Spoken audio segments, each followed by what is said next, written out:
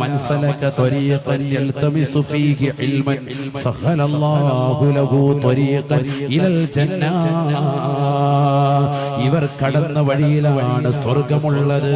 ഇവർ പോകുന്ന വഴിയുടെ അറ്റം എത്തുന്നത് സ്വർഗമാണ്.